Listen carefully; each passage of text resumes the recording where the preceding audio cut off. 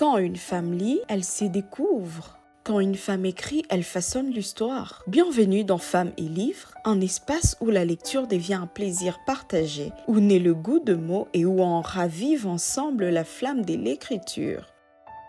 Aujourd'hui, je suis venue vous présenter un merveilleux livre que j'ai eu à lire. C'est le livre d'un auteur connu dans notre ville de Goma, le docteur Rémi Bissaga, avec comme titre « La guérison des blessures intérieures ». Et j'ai retenu beaucoup de vérités qui ont été citées dans ces livres. Et l'auteur était en train de dire que les blessures intérieures sont omniprésentes. C'est-à-dire, elles sont partout. On peut être blessé partout. Et ces blessures affectent tout le monde, sans exception. Riche ou pauvre, noir ou blanc. Et la présence des blessures intérieures n'est pas vraiment le problème. Le problème réside au niveau de leur gestion. L'auteur a dit que les blessures intérieures, au-delà d'être une réalité, elles sont une évidente. Cela veut dire que tant que l'homme sera sur terre, il lui arrivera de blesser et d'être blessé.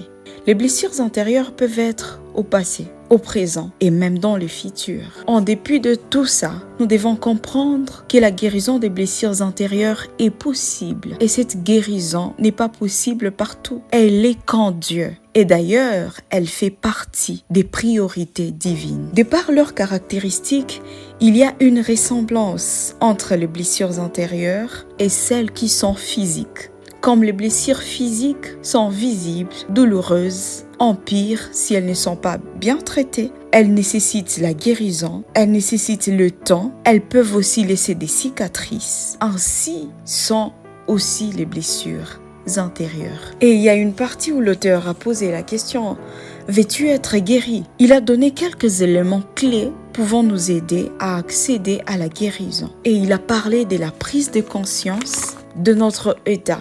Et là, il a présenté beaucoup de signes qui peuvent nous aider à comprendre si nous sommes blessés ou pas.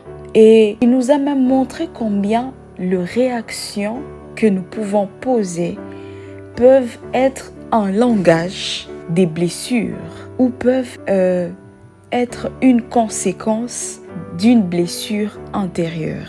Et il a même développé beaucoup de choses. Il a donné même un exemple qui m'a fait vraiment rire quand j'étais en train de lire.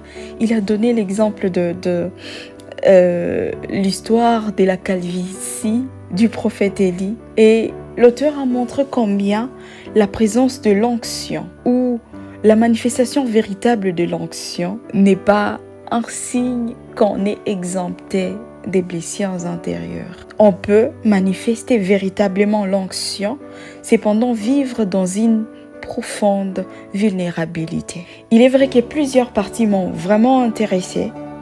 En tout cas, tous les livres m'ont intéressée, tous les livres m'ont touchée, de par la façon dont l'auteur a analysé les choses, de par sa façon de contextualiser ces thèmes en donnant des exemples très pratiques de notre vie quotidienne.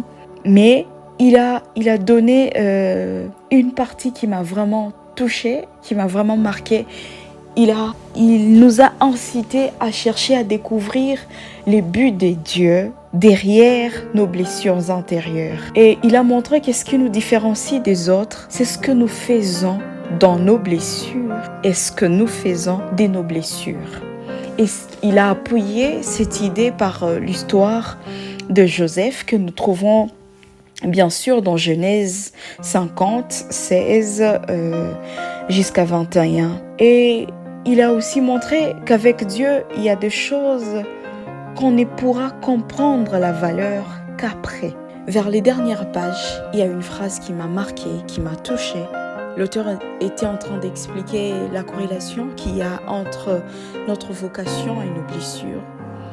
Et il a dit « Regardez à vos blessures et vous découvrirez le message de votre appel. » N'est-ce pas une expérience très merveilleuse? Je nous recommande de ne pas rater à aucun de nos programmes. Soyez scotchés, vous allez découvrir encore plusieurs autres livres qui seront traités par plusieurs femmes. Et nous serons très très ravis d'avoir vos feedbacks. Nous serons très ravis de vous voir prendre plaisir à lire et pourquoi pas à écrire. Merci et à la prochaine.